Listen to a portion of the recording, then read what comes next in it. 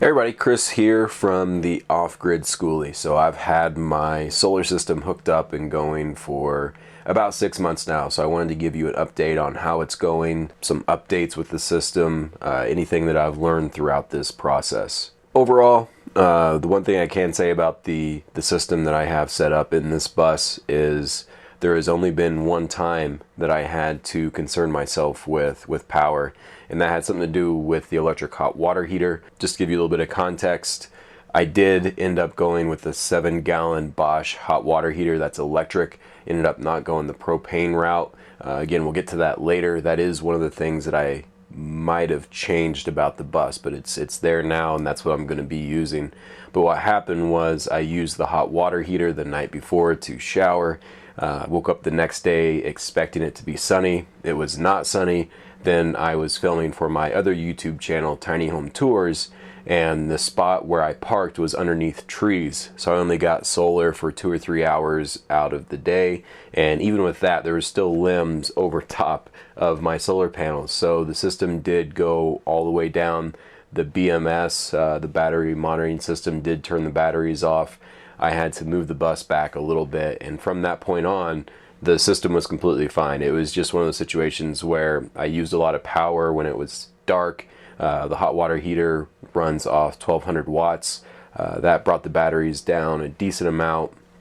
I ended up leaving it on by accident. I ended up getting to work on something, I forgot about it, and then the next day with the fridge, I believe I had the iMac, the freezer as well, just the draw all day with no sun, and then again being underneath trees with the little sun that I did have, the system did shut down. I was able to move the bus back into the sun, and I was good to go from there. But other than that, like I said, so far with this system, I never worry about power. If I do have the AC on or the hot water heater, now I just do it during the day. I'm just a little bit more strategic with the hot water heater. So for example, around noon, if the system's in float and I know I'm going to be showering, if I'm going to be working out or whatever, I will go ahead and turn that hot water heater on during the day, and then it retains that heat throughout the night. So when I shower before I go to bed, that water is already hot, and typically with that 7-gallon hot water heater, I can get 2 or 3 showers, 2 or 3 days out of that with the water. Granted, on the third day, it's not exactly hot, but it doesn't really bother me to take a lukewarm shower. I do get a lot of questions if this solar system is worth it in terms of price. Of course, everybody knows lithium batteries are not the cheapest right now. As the technology advances, I do expect the prices to go down, but for right now, they are fairly expensive. Each one of my batteries costs around $1,000.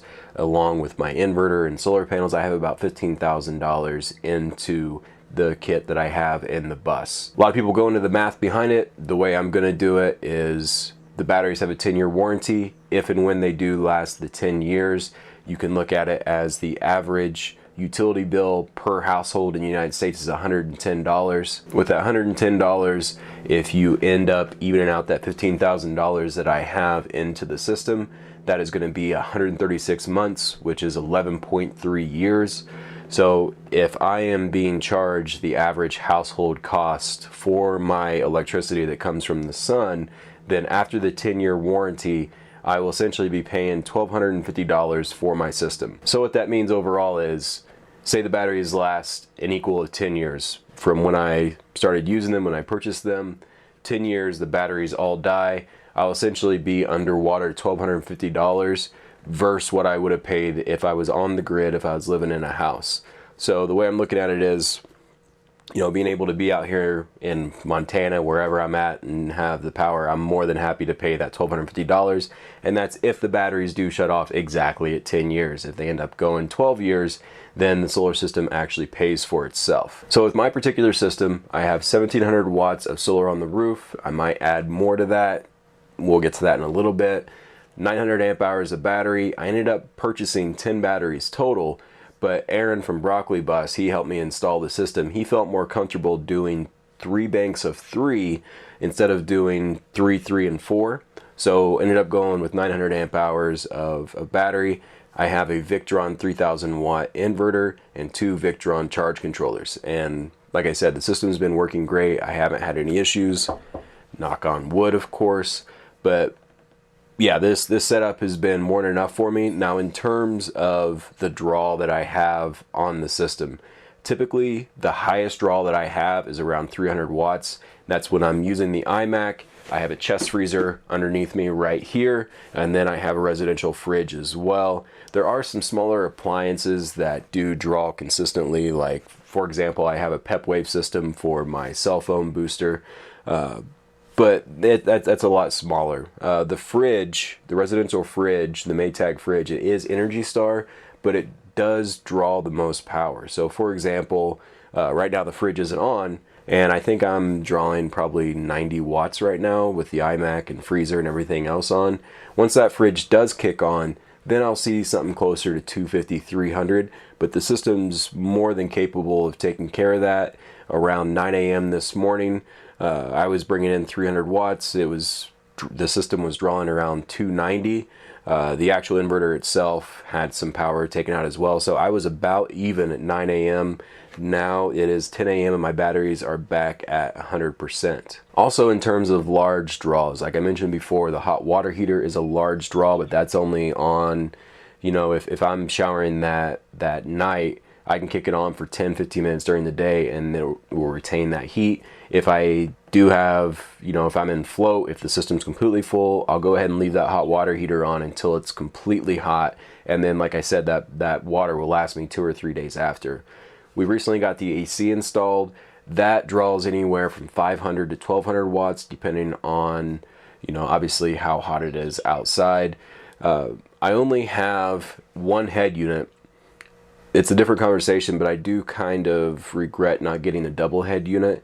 What I've been doing with that single unit is actually just putting a blanket up through the bedroom. I'll take my laptop, just sit on the bed. My dog Kobuk will go in his kennel. That way we're nice and cool when it's really hot. Yesterday it got around 92 degrees and he was panting a little bit, so I went ahead and kicked the AC on. It was drawing around 1100 watts, and you know, it was mid-afternoon from like 5, well, it was around 3 p.m. till about 6:37. We were just hanging out in the back of the bus with the AC on, and the system was drawing more than it was bringing in, but with that battery bank, it's not an issue whatsoever. And that leads me into what the batteries typically get down to at night. Being that the AC was taking around 1100 watts, we're only bringing in, you know, 500 to 400 watts.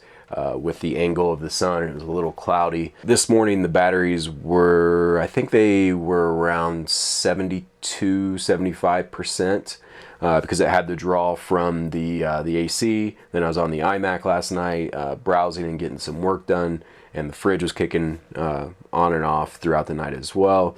So when I woke up, around 75%.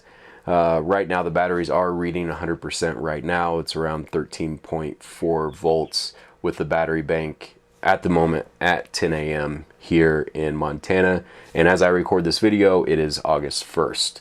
So that'll give you a little bit of context to where I'm at and where the sun's at with the system. Also, one note with the fridge I forgot to mention earlier is there's the fridge kicking on right there. Obviously, as it gets warmer, the fridge kicks on more and more. So as it gets more hot out, I have to turn the AC on, which is a big draw, as well as the fridge cycling more and more, and that does drain the batteries, obviously. My system right now is 100% powered by the sun. I don't have a generator. The engine is not hooked up to the battery bank yet. The reason for that is it takes a special type of solenoid where when the engine's on, it won't continuously charge the lithium batteries. It's not good for them to charge like that. So what that solenoid does is it charges for 15 seconds, it shuts off for 15 seconds, and it just continues that cycle over and over.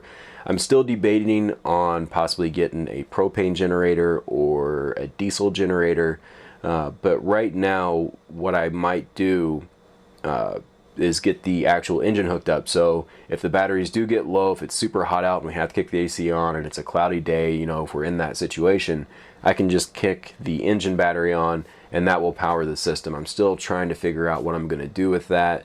I'm trying to keep this a 2 fuel source vehicle. So I have propane for cooking and that's it. Like I said, I do kind of regret not doing the propane hot water heater, but it is what it is right now. And if I get that propane generator, it'll still be a 2 fuel source vehicle as well as a diesel generator. That's a lot of extra cost, a lot of extra maneuvering underneath, and this whole other separate engine I have to deal with. I'm really leaning towards just using the diesel engine of the bus. Obviously, a Cummins 8.3 is not going to be as efficient as one of those little Hondas or, you know, some other type of generator. But so far, I really haven't needed any extra power. That's just more of a backup if I ever did get to that situation. So like I mentioned before, I have 1700 watts on the roof. Now, that is another thing I might have changed. So when I first did the solar system, I did a bank on one side of the bus and a bank on the other. And obviously right now the sun is coming up on this side of the bus. This bank is getting way more power than this bank, and vice versa when the sun sets. I do kind of wish I just would have went straight across. The reason why I did 2 banks on both sides is, in my mind, I have a roof deck up top where I could just walk out there, squeegee the panels off, keep them nice and clean, and, you know, be able to take advantage of that solar. What we ended up having to do is put 2 panels in the middle, so there's no longer a walkway to the whole length of the bus to clean the panels. So it kind of defeats the purpose of having both those banks. I am considering adding 350 or a 400 watt panel. I'm thinking about adding it up over the front of the top deck. Aesthetically, I don't think I will like that, but when it comes down to it, with the 1700 watts, at most I can bring in 1100 watts during the day. Being able to bring in 13 to 14 will be closer to, you know, 12 to 13 realistically midday. That means my AC will be completely covered by the solar, and my hot water heater will as well. Obviously, if I have them on at the same time, it won't. But I would just really like to get to the point to whatever I plug in, the system will actually be gaining energy rather than expending it. So that is something I'm going to get figured out this fall, if that's something I'm going to invest in, if that's something that I'm going to do. Still trying to get that figured out. So that is something I would have changed. I think if I just would have got the full 400 watt panels, I could have put them through the length of the rest of the bus instead of having smaller 170 watt panels. But that's, you know, a live and learn situation. So now that I went over the system a little bit, I'm going to show you what I have back there, so you can get an up close view, kind of how I monitor things, how things look, how I have the battery secured, and kind of, you know, the overall system. So what you're looking at here is my bedroom area. We ended up putting the batteries in between the wheel wells. The wheel well is right there, and on the other side, Kobuk's kennel, some storage right there. There's a hatch that opens up, so we'll go ahead and look inside. So here you can see my 9 Battleborn batteries. Billy at Nickel Handcrafted in Phoenix ended up making these battery trays for me. These have been working really well. Batteries haven't moved whatsoever. And once again, Aaron from Broccoli Bus 6, I'll link his social down below. He helped me install the system, very knowledgeable guy. His system is just ridiculous. But the cradles have been working, the system's been working well. Obviously a battery cutoff switch, negative and positive leads. It's been working great. This is where the magic happens in terms of my solar system. Like I said, 2 Victron charge controllers, MPPT 150/60s, separated into 2 separate banks, and then the 3000 watt Victron inverter. A lot of people ask if the buzzing of this bothers me, if the lights from this bother me at night. Whenever these charge controllers are not charging, this light actually turns off. There is a small light that does blink during the night, but I don't even notice it. We have a combiner box, safety switches here, where if something's happening with the system, I can just shut them off, and also I have a backup safety switch up above the kitchen as well. So this is the Victron color control. This has been an awesome piece of equipment. I'm really glad that I spent the extra money and got this. Simply put, it just reads your loads, the solar coming in, and your battery capacity and where your battery's at. So right now you can see we're bringing in 677 watts, 10 a.m. My loads are at 241. That is because the fridge kicked on. Like I said, it typically goes to mid to high 200s whenever everything is kicked on. If I'm editing on the iMac, It'll go a little bit above that, maybe around 310 or so, when it's really drawing some power. Over here, you can see that the batteries are at 13.3 volts. They're reading 100%, and the system's actually storing, looks around 380 watts. So just like I tell everybody that is thinking about getting one of these systems, if you just weekend, if you are not full-timing, I honestly don't think that the investment with lithium batteries will be for you. I'm looking at doing this for the long haul. I built this bus to be my home for the foreseeable future. You know, the 10-year warranty, I don't see myself doing anything but this for the next 10 years. I mean, I might do stints out of the bus, you know, advancing my skills or career or whatever, but I built this to be my home, to be a tool that will allow me to live on the road, to be able to do the things I want to do when I want to do it. So that amount of money invested into my solar system was worth it for me. It's not for everybody, and I'm not saying that it is for everybody, obviously. But if you are interested in purchasing any of this gear, if you have any questions, leave it in the comments down below. I also have a link. I am an affiliate with Battleborn. I do get a little bit of cash from people that order systems through me. Helps me put diesel in the tank and also recoup some of the investment into the system. But I mean, honestly, this has been, you know, the solar system was, besides the build itself, but you know, singular components, the solar system was the most expensive part of my entire build. And I've seen people that get on the road in school buses and custom built vehicles for less than $10,000 and they have their entire setup. So again, it's not for everybody, but for me, what I wanted to do with this rig, why I built it, it made sense. Like I said, if you have any questions, be sure to leave it in the comments down below. Thanks for watching, and we will catch you soon.